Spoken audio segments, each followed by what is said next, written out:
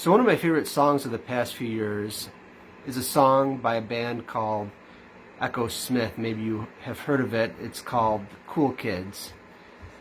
And a couple of the lyrics in Cool Kids goes like this.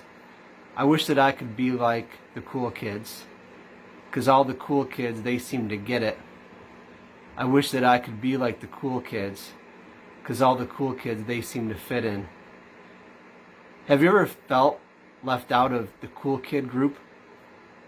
Have you ever felt ostracized and on the outside looking in?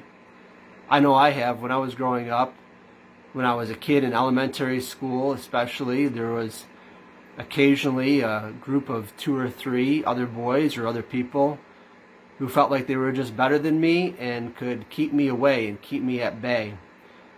I define it as a sort of bullying, and I think many of us experience that.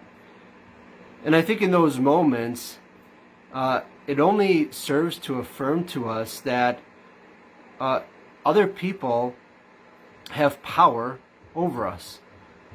That other people have the power to define who we are and to define our identity and can define what social club we fit into. And that can scare us. It can scare us from a couple things. Firstly, it can scare us just from being ourselves. I was watching Dora and the Lost City of Gold. Don't judge me, I was watching it with my kids. Last night is the first time we viewed it. But we all know Dora the Explorer. Well, she becomes a teenager in this movie and she moves to a new city, actually Hollywood, Los Angeles area.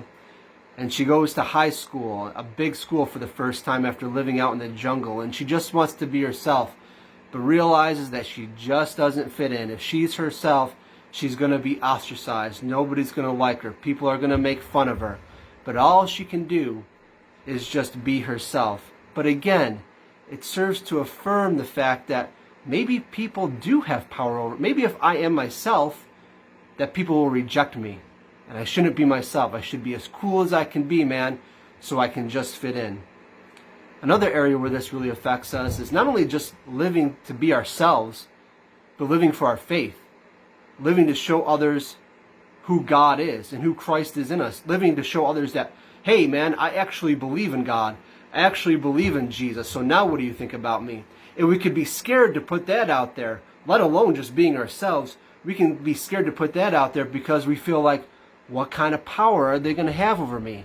They're going to reject me. They're going to make fun of me. They're going to put me into a social club. They're going to distance me. I'm going to be on the outskirts. They are going to have the power to define my destiny. But what I want to say to you is this. God is the one with the power to define your destiny. The Bible puts it like this. Don't be scared about what people can do to you. Rather have a healthy fear and a healthy respect of the one who can administer justice any way that he sees fit in your life. He could do anything that he wants to you.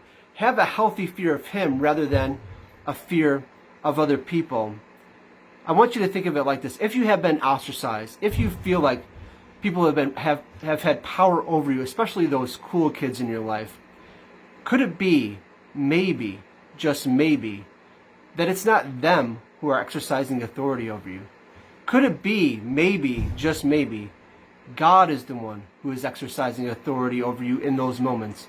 Maybe he's keeping you from bad company.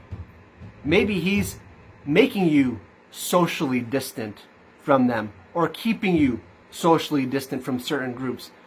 And as scripture also says, bad company corrupts good character. It's not just something your mom said all the time while she was washing the dishes and watching you over her shoulder. This is actually from scripture. Bad company does corrupt good character. So sometimes God does keep us from bad company. He doesn't want us to be around arrogant people.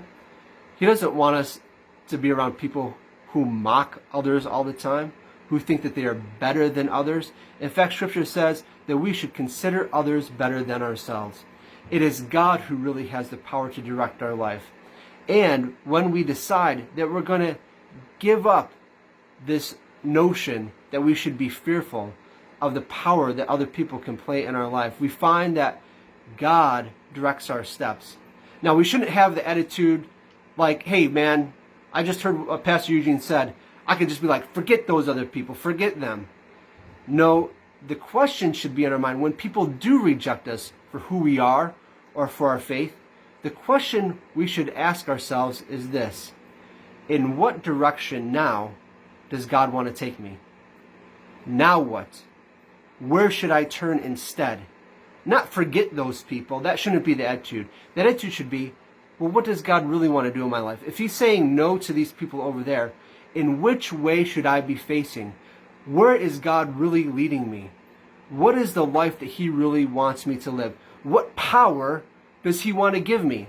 Not that I'm unempowered, but I am empowered to live in the way that Christ has called me to live. And believe me, when I do so, I will continue to have friends, but I'll not only continue to have friends, I'll have a powerful influence in life because God is directing my steps. I'm not allowing other people to have power over me and direct my steps any longer. Anyway, these are my thoughts for today. God bless you guys. Love you guys. Hey, maybe we'll do a live chat at some point. I'm thinking about that pretty soon. But until we get to that point, I will look to do another video with you tomorrow, and I will talk to you later.